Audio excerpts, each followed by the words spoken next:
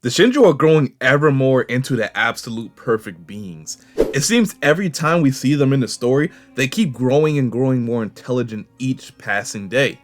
Every time it seems like Konoha has an edge over them, they keep coming back over and over again. Let's take a look at the latest chapter and analyze the Shinju so we can see just how much of a threat they are now and going forward.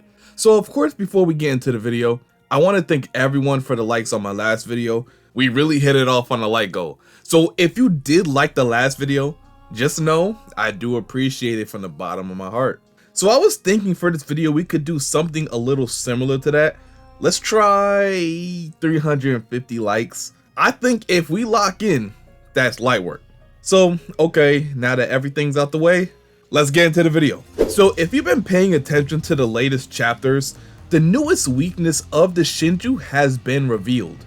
When Matsuri first seen Konohamaru, she was overcome with a strong emotional feeling.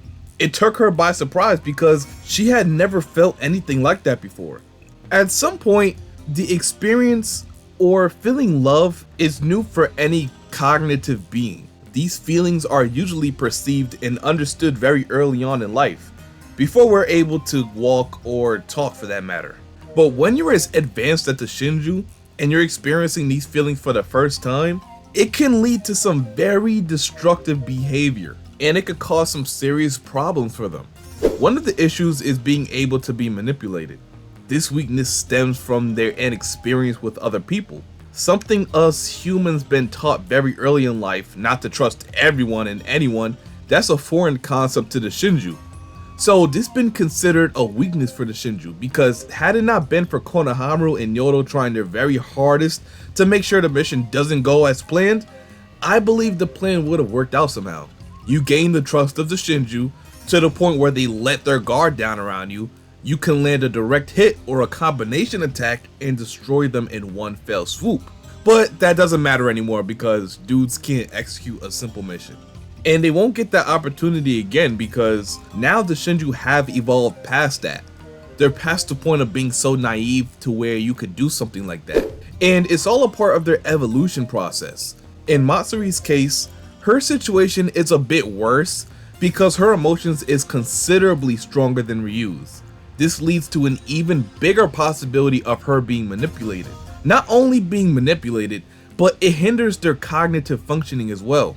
So basically, if not checked, the possibility for the Shinju to be mentally nerfed becomes a real possibility. You see, I'm saying possibility a lot, but yeah, you get the point. You see right here, Matsuri is going crazy. She can't even think properly because of her love for Konohamaru. Since she can't perceive those emotions properly, she's come to the conclusion that devouring Konohamaru is the best possible way for her to overcome these feelings. And then we have Jura explaining the concept of reasoning. He feels this hinders one's ability to reach their full potential through evolution. The same thing with love. Love can cause them serious problems, even more than reasoning. So I basically feel Ikimoto set this up to explain to us how Matsuri and Ryu's situations differ from each other. He then goes on to explain how love derailed Inojin's critical thinking skills, causing him to get seriously injured, and how Team 10 basically prioritized Himawari's safety above their own. This level of thinking caused them to make foolish decisions that put their lives in danger. So Jura basically has come to the point where he can see these actions and analyze it to a point where he can come to the conclusion that it was love that fueled these emotions and actions. Because if we look back to around chapter 9, to when the Shinju first invaded Konoha, Jura just couldn't understand why they were fighting him, even though they knew there was little to no chance of them winning. It was a concept beyond his comprehension at that point.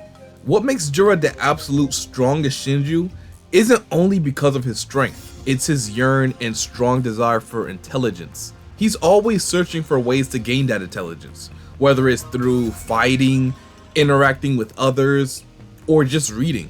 What people don't realize is, the more intelligent Jura and the other Shinju become, the stronger they grow. That's how they evolve. So what Jura means is to be able for them to evolve more and to be able to follow their instincts without any problems, they must overcome love to prevent situations like this from happening again.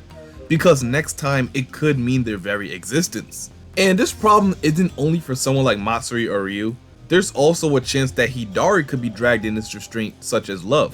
Hidari is a strange one because there's always talks about him being a deeper character than he's shown so far.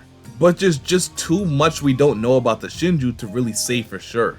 We look back to around the time the Shinju were introduced into the story, Hidari was always the most curious about his existence. We say he's the least intelligent out of all the Shinju, but to me, he's definitely the most curious and one of the fastest learners. He's like a sponge. He's going around soaking up new information the longer he exists in this world.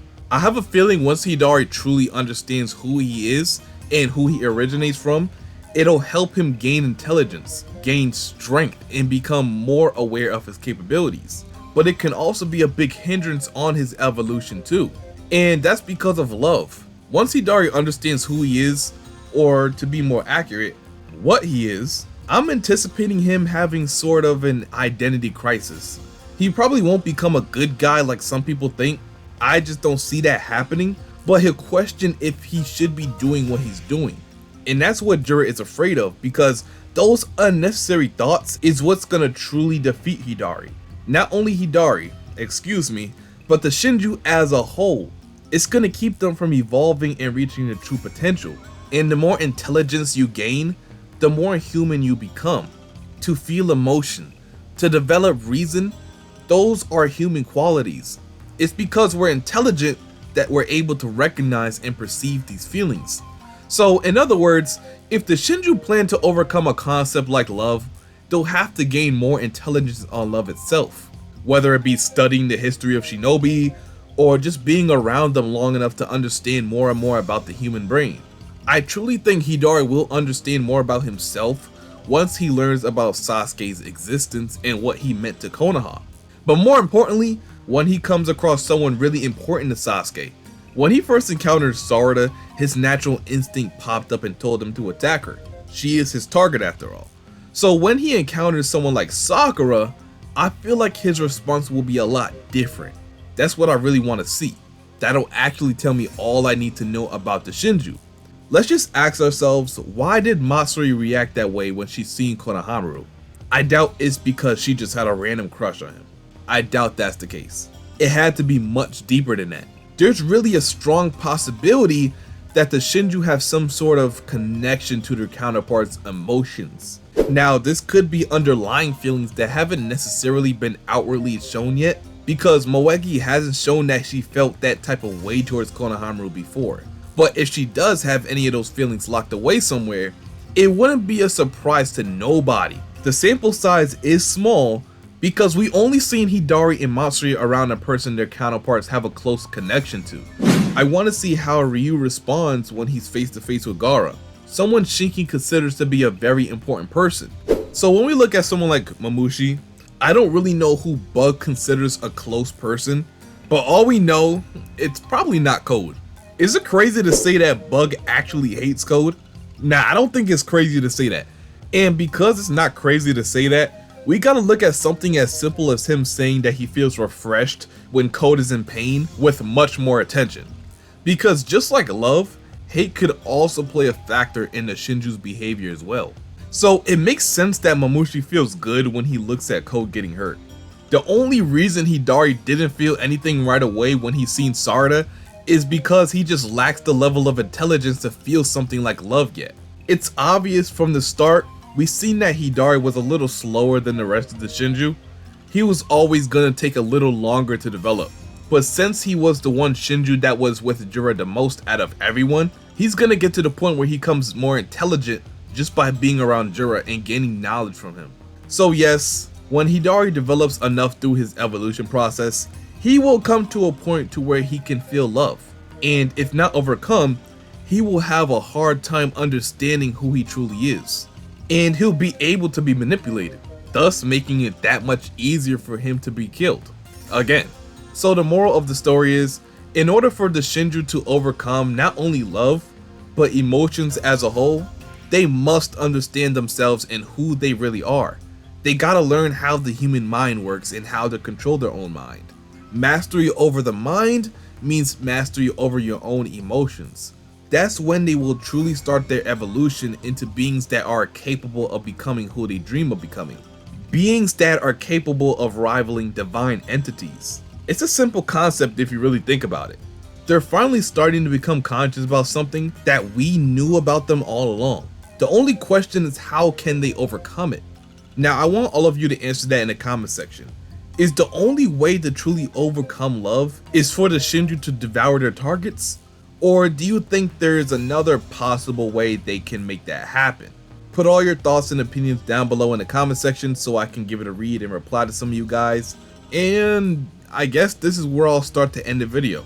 If you guys thoroughly enjoyed the video, be sure to like, comment, subscribe, and why not turn on those post notifications so you get notified whenever I upload or go live to review chapter spoilers.